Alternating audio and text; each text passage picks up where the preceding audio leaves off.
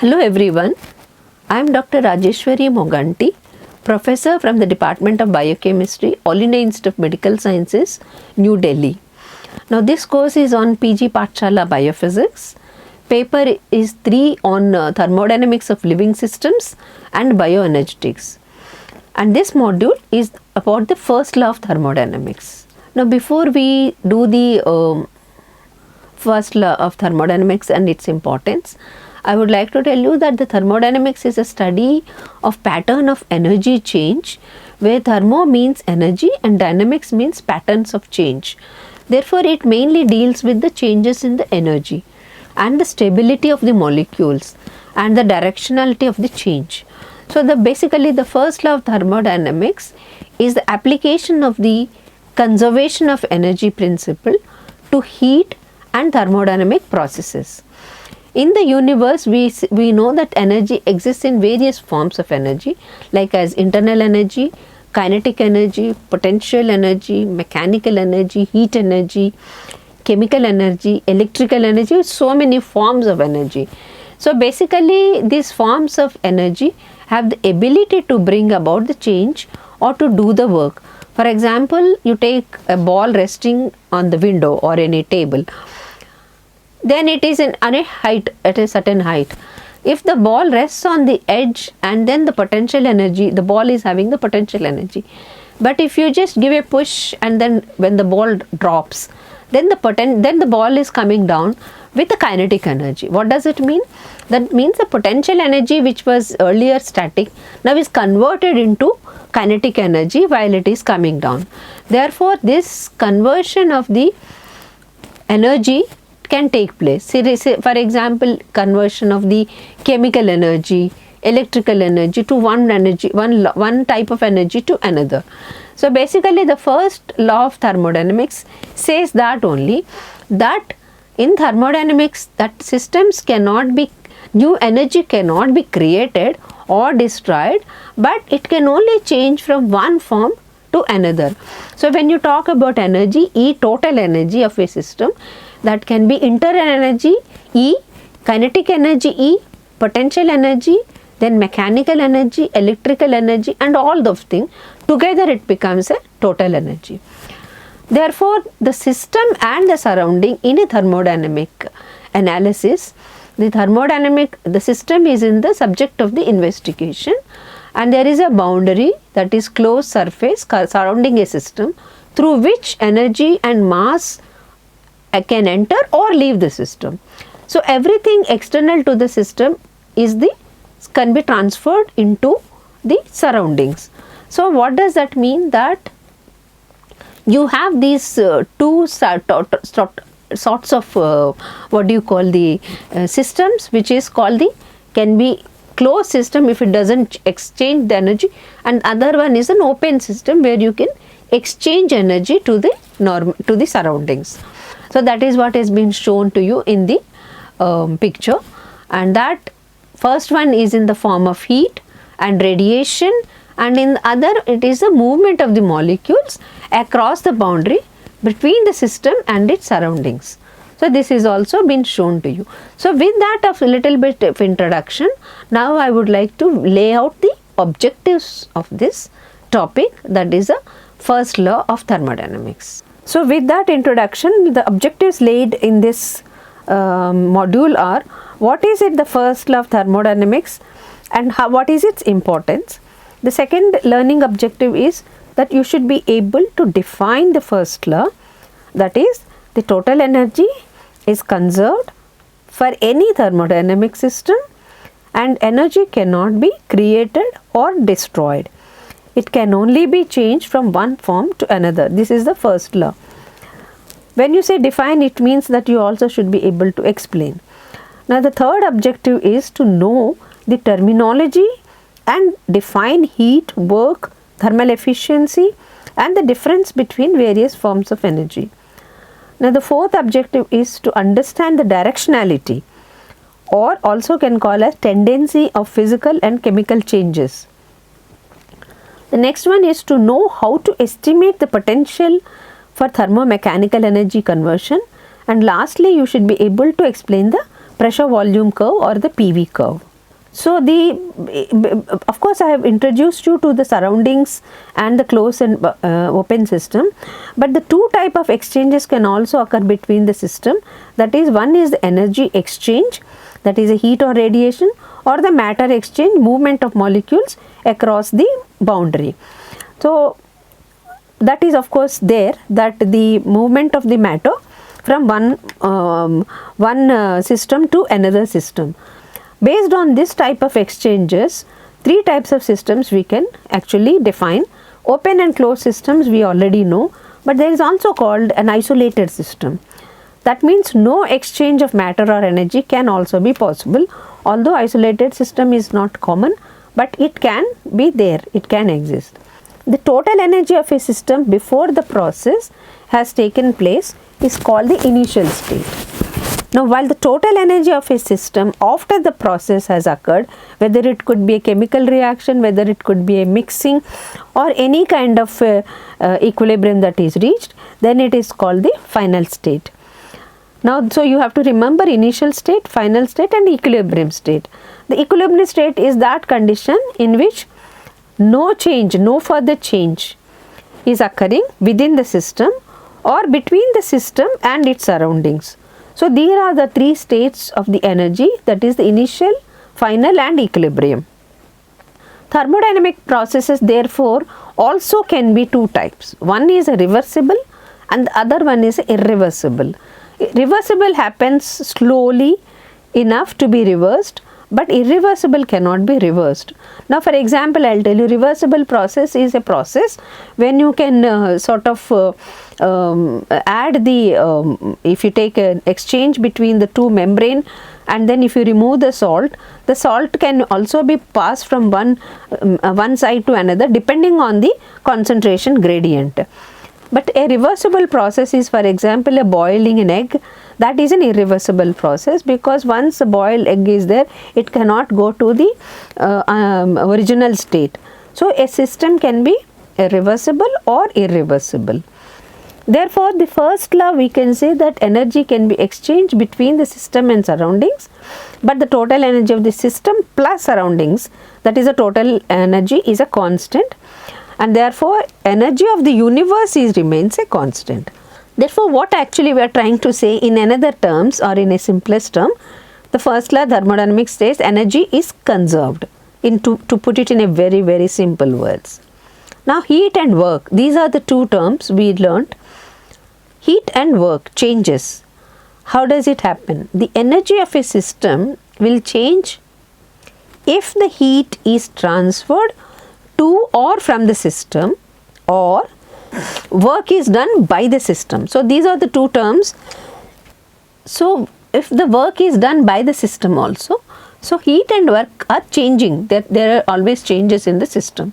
So, you can say that, as I shown you in the picture in this slide, that the first law what we stated, if some amount of Q heat is represented by Q and work by W, that is added into the system, it must do either do the work. Therefore, if you say the system and the boundary and surroundings, energy is flowing, but there is no mass flow. So, heat is shown, work is done. Heat enters the system and therefore is done. So, it is actually a very simple example of any engine working or any kind of a work that is done by a system. In a biological system, now because we are concentrating on the biophysics, although the fundamental principles of the thermodynamics remain, but we are more interested in understanding the biological systems, what's happening in their energy. We will give the example. In the capacity to do the work is represented by W, and H stands for the enthalpy or the heat content. Then the first law we can write as delta H, that is change in the heat content, or we call enthalpy, is equal to Q, that is the heat, minus W, that is the work done. The change in internal energy of a system is equal to the heat added to the system minus the work done by the system.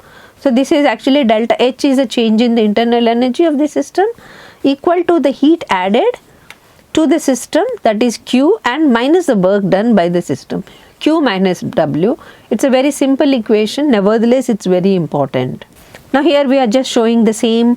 If a man is using energy, taking energy by eating food or taking glucose in any metabolic processes, he uses 5 units and his energy is stored, but he is only working out with only 4 units. Actually, that means 1 energy is been stored. So the conservation of energy is actually the principle that is in the human body. The energy is used, energy enters, and then some energy is stored and some energy is being used by any physical exercise or any mental activity. So the total energy will remain same. Here you have to understand the working principle, that is the first law of thermodynamics: heat, work, internal energy, and Joule's experiment, one of the most important classical experiments which is done using the first law of thermodynamics. Here you have shown the working principle. Schematic diagram of the Joule experiment. Actually, insulating the walls are necessary to prevent heat transfer from the enclosed water to the surroundings, otherwise the heat loss will be there to the surroundings. Therefore, as the weights fall at constant speed, they turn the paddle wheel, which does work on water. So if this is an example, and if the friction in the mechanism is negligible, we are assuming that there is no frictional force or the energy, but nevertheless there will be some. The work done by the paddle wheel on the water equals a change in the potential energy of the weights. So this is a conversion of the energy. For example, we are assuming there is no frictional force. Therefore, 1 calorie you can convert it equal to 4.184 joules. This is important unit. Either energy can be expressed in the terms of calories or in joules. Joules is a more thermodynamic this thing, yeah, but one uses sometimes any scale depending on the scale you are the system that is you are using. Work is done on water, the energy is transferred to water, and the energy transferred appears as an increase in temperature. Now we can replace the insulating walls by conducting walls. That means energy is not let it go out in the previous case, but here we are actually using a conducting the walls, which takes the heat from the system. Therefore, we can transfer the heat through the walls of the system to produce the same increase in temperature. So either you transfer the heat or let it keep it in the internal energy. The increase in temperature of the system is a consequence of an increase in the internal energy, and the internal energy is a system function of the system. The sum of the heat transferred into the system and the work done on the system equals the change in the internal energy of the system. Therefore, total delta E is internal energy, then equal to Q internal plus work done on the system. Another method, we are giving an example of doing the work. So this is actually, previous one is a mechanical one, and here it is more of an electrical change. So electrical work is done on the system by a generator, which is driven by the falling weight. For example, if you do this, you can generate the electrical energy from a generator by driving this from using the weights. Again, this is another application, but a particular cause you are actually using. This is a piston, and here it is, what I am going to show you is the state of the gas will be described by the ideal gas law, that is PV equal to nRT, where P is the pressure, V is the volume, N is the number of molecules, R is the gas constant, T is the temperature expressed in Kelvin. And what is the value of the internal energy for the gas in this particular cylinder?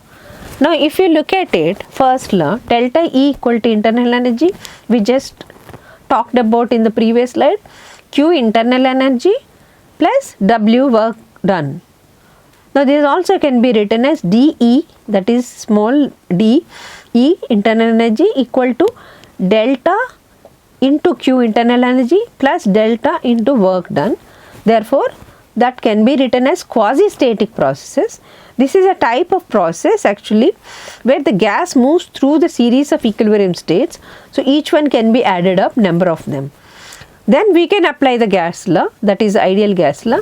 But in practice actually what happens is, if we move the piston slowly, it will be possible to approximate quasi-static process fairly well. Therefore, now finally, how does the confined gas exchange the energy, heat and work with the surroundings?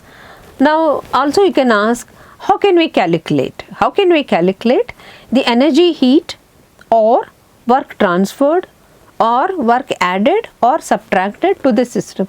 So you should be able to calculate the energy. Here we are trying to understand fluxes of the energy and the mass on the earth of the surface. Is there any balance? So if you see the picture that in an environment, the tree and environment is there. Now you can see that Rn is the net gain of heat energy from radiation coming from sun. Then lambda Et is the latent heat, that is the energy associated to the flux of water vapor leaving from the system, and H is the sensible heat. G is the heat energy by conduction to the soil. Then pH is a net photosynthesis. Delta E internal is a change in the internal energy. D is the advection. So if you can see all types of energies, then you can apply that balance of the energy. How can you apply that? There is an energy balance. Rn equal to Rns plus Rnl, and also that net flux of the mass is because of the water vapor and carbon dioxide in the environment, and therefore we can write as energy balance equation Rn minus H minus delta Et, that is the net gain of the heat energy from radiation minus sensible heat minus latent heat minus heat energy because of the conduction and also the advection, then net photosynthesis, then you get the total energy. Sorry, not the total energy, the change in the internal energy of the system. So the system is actually can be the change in the internal system can be coming from various parameters in this particular case.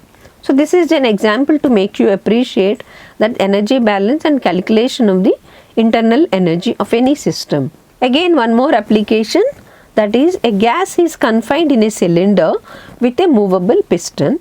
Here delta E internal equal to Cv into dt, that is C is the constant volume, and delta T equal to N into Cv into dt. The internal energy of the ideal gas, it only depends on the temperature of the gas and not on the volume nor its pressure. Therefore, what is the value of the internal energy for the gas cylinder? If heat is added at a constant volume, no work is done. Therefore, the heat added equals to the increase in the thermal energy. So, for example, if you see gas and they are connected, and then other side there is a two are connected, one side is a gas and one is a vacuum, there will be free expansion. Therefore, for a gas at low density, for example an ideal gas, a free expansion does not change the temperature of the gas. So, it is only the expansion, that is a physical expansion of the, will not change the internal energy. This has to be remembered. Therefore, internal energy is a state function, that it is not dependent on the process, it only depends on the initial and final state of the temperature, but not on it is not on the it is a state function not dependent on the process, how it happens. The process or the way it happens is not important. And here it is applied in the gas confined in a cylinder with a movable piston. It is an extrapolation of the previous experiment. If heat is added at constant pressure, then the heat energy is transferred, will be used to expand the substance and to increase the internal energy. Therefore, here Cp minus Cv will be equal to N into R. So, in this case, initial case, if heat is added at constant volume, there will be no work done, and if heat is added at constant pressure, the heat energy is transferred, will be used to expand the substance and to increase the internal energy. Therefore, what I am trying to conclude is that expansion is usually negligible for solids and liquids. So, for them Cp is approximately equivalent to Cv. Now, here we are using the example of a gas confined to a cylinder with movable piston. but here I am going to show the equations at a constant volume, concluding that at a constant volume, then you have typical processes will be the T different process. At constant volume, QV equal to CV into delta T, and at constant pressure you have QP equal to Cp into delta T. Now at constant, that is in case of a ideal gas, there will be Cp minus Cv equal to Nr, which is called the relationship of Mayo. Therefore Cv will be 3 by 2 into Nr, or Cv equal to 5 by 2 into Nr, in depending on the case. Therefore this example is to show the heat transfer to a system, and this is we actually summarizing the previous two slides.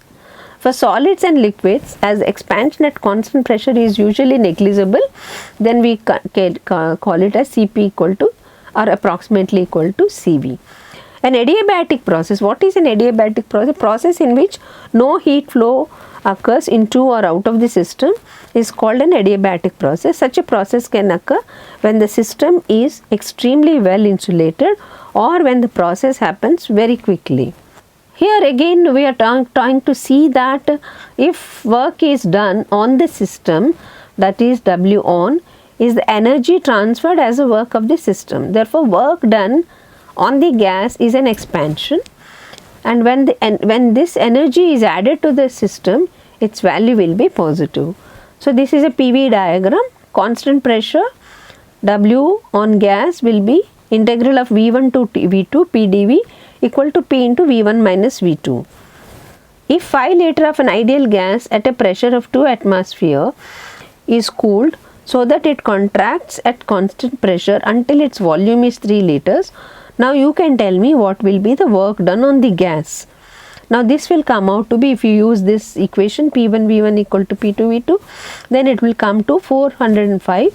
You can calculate and come to the the value, that 405 joules. The first law of diagram thermodynamics, you have to remember, this is very important. PV diagrams, this is put it in all in one. That first one is the connecting an initial state and the final state using 3 paths. In the first one we have the path A, P1, it is actually the constant pressure.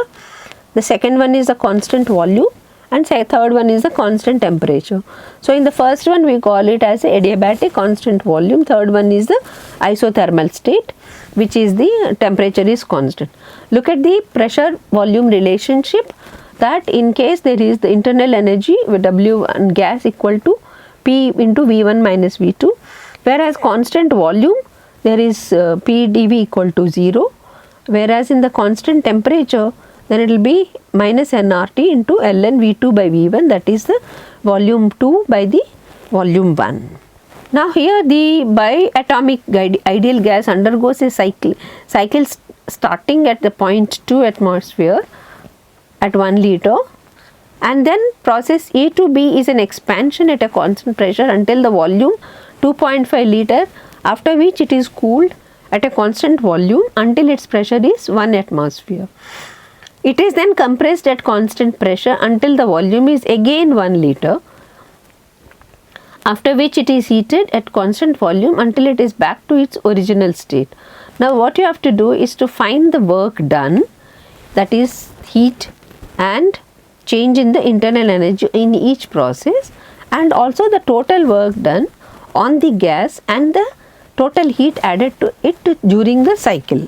The first law of thermodynamic process, adiabatic process, no heat flows into or out of the system. This is what is shown here 3 times. Adiabatic path, there is no heat flows or in or out of the system. And also we can use this ideal gas to rewrite the work done on the gas in an adiabatic process in this form: P1 V1 minus P2 V2. And therefore understanding the adiabatic process, PV diagrams is one of the most important part of the first law of thermodynamics. For example, if we take a quantity of air that is compressed adiabatically and quasi-statically from an internal pressure of 1 atmosphere and a volume of 4 liters at temperature 20 degrees to half of its original volume. Now you have to find out firstly what is the final pressure, then B the final temperature, and C the work done on the gas. So you should be able to calculate using the previous, what I have done with the previous example. The human metabolism is actually the conversion of food into heat transfer, work and stored fat. So metabolism is an interesting example of the first law of thermodynamics in action. We now take another example look at these topics via the first law of thermodynamics. Considering the body as a system of interest, we can use the first law to examine heat transfer, doing work and internal energy in activities ranging from sleep to heavy exercise. Now what are some of the major characteristics of heat transfer, doing work and energy in the body? Therefore, once the body temperature is normally kept constant by heat transfer to the surroundings, this means Q is negative. And another fact is that body usually does work on the outside world. This means W is positive. In such situations, then the body loses its internal energy, and since delta U equal to Q minus W, which is negative. Therefore, the body provides us with an excellent indication that many thermodynamic processes are actually irreversible. An irreversible process can go in one direction but not the reverse one under a given set of conditions. For example, although body fat can be converted to do work and produce heat transfers, work done on the body and heat transfer into it cannot be converted to body fat. Otherwise, we could skip lunch by sunning ourselves or walking down the stairs. Another example of an irreversible thermodynamic process is photosynthesis. This process is the main intake of one form of energy, that is sunlight, by plants and its conversion to chemical potential energy. But both applications of the first law of thermodynamics are shown in these pictures. And in one great advantage of conversion of laws into such as the first law of thermodynamics is that they actually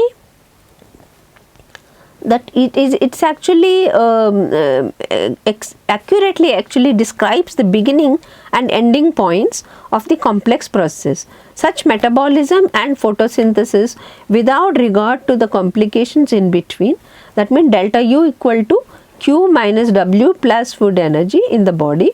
Delta U is actually the stored energy. So let me summarize the first law of thermodynamics, which is very simple. Delta U equal to Q minus W.